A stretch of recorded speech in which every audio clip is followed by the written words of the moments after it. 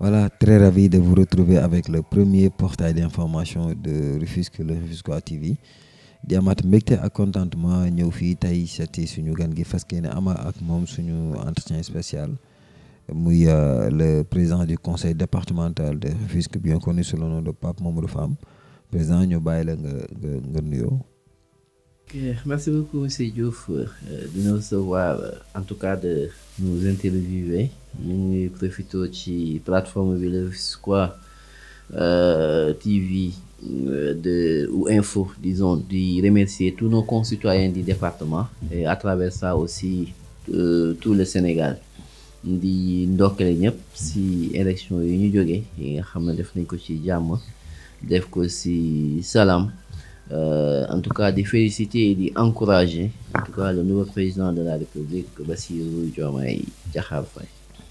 Vous êtes du parti PASTEF, votre formation politique, aujourd'hui qui a accédé au pouvoir de manière historique. D'abord, quels sont vos sentiments sur ce succès? Comme le projet l'avait dit, hein, les sentiments d'avoir été utile pour notre pays. Il faut dire que c'est un projet qu'on a porté en soi. Moi, en tout cas, depuis 2017, j'ai rejoint l'aventure. Et depuis, on n'a pas cessé, en tout cas, de nous y impliquer, de prendre en tout cas notre responsabilité par rapport à ce train de l'histoire qu'on ne devait pas rater, qui était ce projet, qui était cette volonté d'avoir une alternative politique, de faire naître un nouveau paradigme politique. Quelles seront vos attentes par rapport à cette nouvelle donne politique? Eh ben, je pense que l'heure est au travail. Ce projet a cristallise, disons, beaucoup d'espoir. Et cet espoir est basé sur un renouveau politique. Depuis 60 ans, plus de 60 ans après les indépendances, nous sommes dans un cercle vicieux. Nous tournons à rond. Nous connaissons un marasme politique qui fait que nous sommes parmi les pays les plus sous-développés au monde. Et je pense que nous l'avons dit et nous l'avons cessé de le dire. Nous sommes malades de nos élites. Nous avons une économie extravertie. Quand on parle de nous sommes malades de nos élites, ça veut dire depuis le Sénégal a des ressources, le Sénégal a des potentialités. Mais jusque-là, on n'a jamais eu de vrais patriotes au service de ce pays qui servent, disons, au lieu de se servir. Et il nous faudra travailler essentiellement sur cela. Donc, cela englobe beaucoup d'aspects. La refondation des institutions, la reddition des comptes. Gouverner aussi, c'est prévoir, avoir un vrai projet de société et nous projeter dans l'avenir quel type de Sénégalais, quel type de pays nous voulons avoir d'ici tel horizon. Voici en tout cas l'ensemble des pans que devrait être ce projet. L'autre volet qui me semble, c'est revoir nos rapports avec nos partenaires, en tout cas avec d'autres pays. Nous sommes un pays souverain et comme tel, nous devons exclusivement être au service de ce pays-là. Et être au service de ce pays-là, c'est privilégier des rapports gagnant-gagnant où nous mettons en exergue en tout cas l'intérêt suprême de la nation, l'intérêt suprême des Sénégalais dans toute transaction liée à nos ressources, liée à tout type d'accord, en tout cas nous liant avec des pays tiers. Et en cela, on en a souffert parce que jusque-là, nous avons considéré dans le cadre du projet que nous avions une économie très extravertie qui n'était pas à même de porter, en tout cas, notre développement et notre souveraineté. On entend de tous bords parler de journée de Set-Setal et de prise d'armes. Pouvez-vous en revenir un peu? Les citoyens sont en train de s'approprier l'esprit patriotique, l'esprit citoyen, parce qu'il n'y a pas de développement aussi sans citoyenneté. Le fait de se mettre, mais être patriote, c'est être citoyen d'abord au premier niveau, parce que c'est prendre conscience à un degré plus élevé de notre responsabilité de citoyen qui doit œuvrer à la bonne marche du pays, être exemplaire dans nos actions. Et comme le disait quelqu'un, je pense, c'était Kant et repris par le juif Kéba Mbaye, demandons-nous chaque fois que nous sommes tentés d'avoir un comportement non éthique, ce que serait la vie si chacun faisait comme nous. Demandons-nous ce que serait une société de délateurs, de corrupteurs, de corrompus, d'indisciplinés, d'insouciants, d'égoïstes, de fraudeurs. La liste est longue, mais la réponse est une. ce serait une société vouée à l'échec, peut-être à la déchéance et à la misère matérielle et intellectuelle. Donc si les gens prennent conscience que les actes qu'ils doivent poser, qu'ils se disent si c'est un acte bénéfique pour la société, bénéfique pour la communauté, moi je mettrais ces cleaning, ces challenges allant dans le sens d'un Sénégal propre et vert, dans ce sens-là, dans le sens d'une nouvelle citoyenneté qui est en train de, spontanée d'ailleurs il faut le dire, spontanée, qui est en train de naître. Et c'est cette dynamique, c'est cet état d'esprit qui doit accompagner le nouveau président de la République face à ces défis. Comme je l'ai dit, nous avions eu 50 ans de marasme économique, 50 ans de sous-développement, 50 ans de pauvreté. Il nous faut poser les jalons et ça ne va pas se faire en un jour. Il nous faut avoir un nouveau esprit. C'est cette nouvel esprit, en tout cas, qui va accompagner les tenants du pouvoir actuel, donc qui se réclament du projet PASTEF et qui ont une vision très claire de ce que doit être le Sénégal et dont beaucoup de recueils, disons beaucoup d'ouvrages ont modestement montré, en tout cas, entrouvert en tout cas le chemin. Qu'est-ce qui vous a inspiré du titre Le chemin de la dignité de votre livre? Vous savez, comme tout roman, l'auteur, il déverse aussi sa vision du monde. J'ai publié il y a un certain temps. Effectivement, j'ai fait savoir que pour qu'un peuple souhaite vivre, il lui faut impérativement se tourner vers le chemin de la dignité. Et ce chemin de la dignité n'est rien d'autre que faire de telle sorte qu'on vous reconnaisse ce droit divin d'être humain, en fait, en tant que créature. Et on ne peut être une créature que dans la mesure de la clairvoyance et de la claire conscience qu'on est un être résolument doté de conscience, qu'on est un être qui doit se mettre au service de la communauté, qu'on est un être qui est sociable et qui vit dans une société, et qu'on est un être aussi spirituellement, en tout cas, spirituellement connecté. Dans tous les sens, que je veux dire, que ce soit dans le sens religieux ou dans le sens de se dire que voilà, on a des responsabilités qui sont au-delà des autres êtres, parce que nous sommes des humains. Et être humain veut tout dire, c'est-à-dire l'Eldorado qu'on entrevoit ailleurs, on est capable de le faire. On est capable de restaurer notre dignité d'homme, et je dirais d'Africain, pour dire d'homme noir encore en plus. Et ce chemin de la dignité, c'est le chemin qu'on vient de parcourir. C'est le chemin que viennent de parcourir les jeunes du Sénégal. En montrant beaucoup de courage face à l'oppression. En montrant beaucoup de détermination face à la persécution. En montrant beaucoup de compétences par rapport aux pièges tendus. Et en montrant beaucoup de caractère par rapport à une volonté manifeste de tenir leur destin. Ils ont montré à la face du monde qu'ils sont des jeunes responsables. Qui sont des jeunes résolument qui sont tournés vers l'histoire et qui n'ont pas raté, qui ont pris leur destin en main pour ne pas rater le train de l'histoire. Il nous faut maintenant reconstruire le Sénégal sur de nouvelles bases, mais ces bases-là sont véritablement une rupture totale par rapport à tout ce qui s'est toujours fait avant. Il nous faut changer le paradigme politique sénégalais et j'en suis convaincu que ceux qui sont à la tête de ce projet, dont le président Bassirou Diomaye Diakhar Faye et le président Ousmane Sonko et l'ensemble, en tout cas, des alliés sont résolument tournés vers de nouvelles pratiques politiques et j'en suis convaincu qu'ils feront décoller ce pays véritablement. Donc, par rapport à votre institution dont vous dirigez, pouvez-vous nous parler un peu de vos missions et orientations? Comme les municipalités, à bien des exceptions, même s'il y a des choses sur lesquelles le conseil départemental est plus attendu, et c'est comme l'inclusion, comme l'éducation, la création de lycées, d'établissements scolaires, etc. Mais vous savez, comme je l'ai dit, les pratiques politiques anciennes faisaient que nous étions plutôt liés, donc nous étions plutôt mis au frigo. Il n'y avait pas volonté et moyen, je dirais, il n'y avait pas moyen, disons, de travailler. Et c'est ça, c'est la vérité. Nous étions venus très gonflés, nous étions venus avec beaucoup d'ambition, avec beaucoup de naïveté, je pense, pensant qu'on pouvait nous déployer dans un environnement où les politiques, en tout cas ce qui était aux affaires, aurait la grandeur de considérer que nous sommes des élus et comme tels dépositaires et réceptacles, en tout cas de beaucoup d'espoir venant de nos concitoyens dans le cadre de notre territoire, de notre département. Mais on a vite déchanté, on a vite compris qu'il n'y avait pas moyen, aussi républicain qu'on puisse être, de pouvoir bénéficier en tout cas de leur soutien, de leur accompagnement sincère et absolu. On en a souffert, on en a véritablement souffert et ceci nous a beaucoup attristés. Il faut le dire, hein, il faut le dire dans les mots, dans les nuits les plus sombres, au plus noirs, disons, en tout cas au plus profond de la crise. Nous avions eu mal pour ce pays. Mais comme vous le savez, les chemins de Dieu sont impénétrables.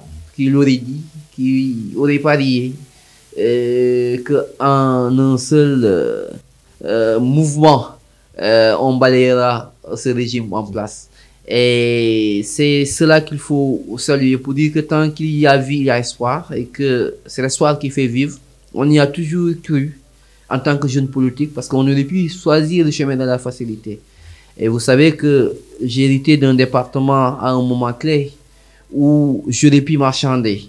Mais comme je l'ai dit, j'avais des convictions propres et que ces convictions-là, idéologiquement, étaient teintées de patriotisme, étaient teintées en tout cas de l'idéologie pragmatique du PASTEF.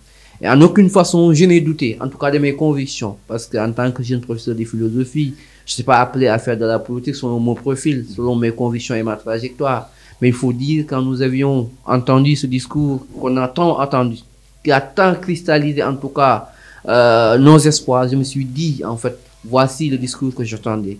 Voici des gens qui ont compris et je pense que je pouvais espérer cheminer avec eux.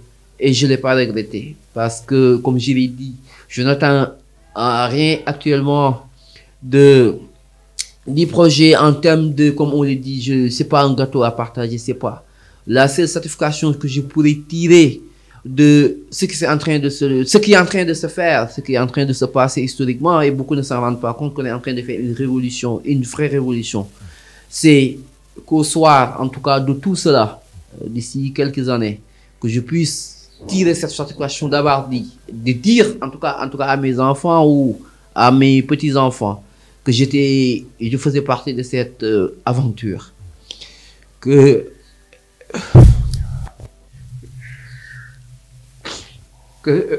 résolument, en tout cas, qu'on y a contribué de tout notre cœur et de toute notre âme. C'est ce que nous demandons, en tout cas à nos amis, c'est de ne pas décevoir tout cet espoir placé en eux. C'est tout ce que nous demandons. Et qui pourrait nous faire immensément plaisir au plus profond de notre être, c'est de réussir ce projet. C'est de véritablement mettre ce pays en orbite pour le bien-être de nos concitoyens. Et nous aurons naturellement, partout où nous serons patriotes, sympathisants, ce sentiment d'avoir été utile pour notre pays, c'est tout. Est-ce qu'on peut avoir une idée sur les réalisations que vous assurez depuis que vous êtes en tête du conseil départemental? Depuis que je suis à la tête, malgré l'atmosphère qui n'était pas très propice à notre déploiement, on a pu faire un forum économique international pour accompagner en tout cas la vision de l'État qui était cette nouvelle ville qui est naissée. Parce que, quoi que l'on puisse dire, nous étions des réceptacles des politiques publiques. J'ai pu organiser un pré-forum. On a pu quand même organiser un forum économique international en faisant venir beaucoup de partenaires, en les attirant dans notre territoire pour qu'ils puissent savoir ce qui se faisait dans notre, en tout cas dans notre pays, dans notre territoire de manière générale. On a pu construire, malgré tout cela, 2 laboratoires. Ce qui est de nos jours très difficile. Dans les lycées, il n'y a plus de laboratoire. On a à Sébikotane, on a 2 laboratoires, 2 salles dotées de l'ensemble des communautés pour pouvoir faire des expériences. Donc, labo, évier, tout ce qui va avec, etc. On a pu construire une salle informatique à Bagné qu'on a inaugurée récemment, une salle de surveillance à Mbambelor. Ça, c'est dans le cadre de nos réalisations. Ça veut dire que dans le cadre des cantines, avec notre partenariat avec Montpellier 3e, nous servons 2500 repas par semaine à travers le département. Le lycée sur lequel il y a une autre cuisine centrale a les meilleurs résultats du département depuis ces années-là. Et cela est magnifié. Donc, si nous faisons le bilan, Nous impactons aussi sur les producteurs d'Ilendeng. Nous travaillons avec eux, nous les avons dotés à travers en tout cas des projets que nous avons écrits ensemble et que nous avons soumis à des partenaires. Ils ont eu quand même à avoir bénéficié de comment dirais-je, de machines, en tout cas qui les permettent de rendre mécaniques les tâches agricoles. Et en cela, nous remercions en tout cas nos partenaires. Eux aussi, on est en train de travailler pour une labellisation d'Ilendeng. Et il faut aussi dire que nous avons travaillé pour une politique alimentaire territoriale avec cette cantinisation, avec ce travail avec les maraîchers du côté de l'Indeng, en créant aussi un circuit solidaire. Ça, il faut le dire. Il faut dire qu'aussi nous sommes en train de travailler sur un projet de transition numérique avec la réseau Île-de-France, où résolument, avec Socosim, nous aurons ici, en tout cas, à faire un travail énorme dans ce sens-là, de numériser le département. Donc, j'en dirai plus parce que ce projet vient tout juste de naître. On a travaillé aussi dans le cadre du Parasport, où avec la région Île-de-France, on avait un projet qui nous permet de réhabiliter des sites, de faire des formations et de doter aussi en matériel, en tout cas nos concitoyens qui souffrent d'handicap. Comme je l'ai dit, nous avons travaillé essentiellement aussi sur la promotion de notre département à travers un projet monstre que nous avions qui d'ailleurs s'est terminé avec cet événement économique de forum qu'on avait. C'était un travail de marketing territorial. Pendant 3 ans, nous avons redessiné en tout cas quelque part la carte de Rufisque en montrant les zones les plus stratégiques, en valorisant en tout cas le potentiel que nous avions dans tous les sens, que ce soit le versant maritime, que ce soit le versant agricole, que ce soit le tissu industriel. Nous avons beaucoup œuvré dans ce sens-là. Donc, c'est dire que malgré toutes ces difficultés, nous n'avons jamais croisé les bras, nous nous sommes déployés dans cette atmosphère était plutôt difficile.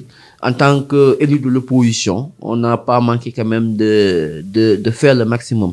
J'avais ce projet de lycée technique que j'avais trouvé. J'avais la bénédiction de Socosim qui me demandait des choses chiffrées.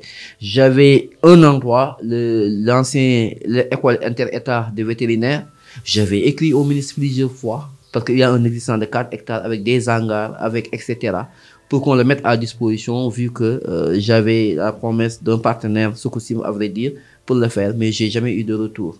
Donc ça, il faut le dire, j'avais un projet de pavage, j'ai beau dans ce climat de clivage où les collectivités territoriales se reconnaissaient en fonction de leur sensibilité politique. On avait une volonté d'avoir une identité territoriale, mais il faut avoir en tout cas un territoire viable. Mais cette identité, cette territorialisation passe forcément par cette volonté manifeste de l'ensemble des collectivités locales de se réunir autour de l'essentiel pour avoir une identité territoriale. Et quelle est la ligne de conduite dans votre gestion? La ligne de conduite, comme je l'ai toujours fait, nous avons été des ambassadeurs du projet et je m'en félicite. Ça fait presque 2 ans et demi que je suis à la tête du conseil départemental. Je n'ai recruté que 2 personnes. La première personne, a une fiche technique qui nous demandait de revoir la nomenclature de notre architecture, en tout cas de notre... Et les services d'un chargé des relations extérieures, Abdou Karim Bey. Au niveau cahier de charge, au niveau des services techniques, il n'y avait véritablement pas de bras technique. Donc j'ai recruté quelqu'un qui était à même de prendre en charge les cahiers de charge en termes de construction, en termes de... etc. Donc c'est les seuls que j'ai recruté pendant 2 ans et demi. Donc nous y étions. Personne ne peut dire que je me suis entouré de ma famille, de mes amis, de tierces personnes politiques, d'un clientélisme politique. Nous avons tenu haut le pavé du patriotisme jusqu'à l'avènement, en tout cas, du projet. Et je pense que c'est en étant ces ambassadeurs-là un peu partout, moi je pense, par l'exemplarité en tout cas de notre manière de tenir les choses, c'est ce qui a facilité quelque part, en tout cas, cette vision, ce projet. Parce que si nous avions failli en transhumant, en ayant des pratiques aussi malsaines, je pense que nous aurions été de mauvais ambassadeurs pour le projet. Et ça aurait pu, je le pense, quand même peut-être porter préjudice, en tout cas, au projet et aux têtes de pont. En tout cas, nous sommes là et nous pensons qu'avec cette possibilité d'avoir un État sincère qui veut nous accompagner dans nos visions territoriales. Bien sûr, nous sommes les réceptacles de politique publique. Nous suivrons le nouveau chemin tracé. Mais quand même, en ayant en priorité et en ne manquant pas de clamer haut les priorités de ce département dans ce Sénégal.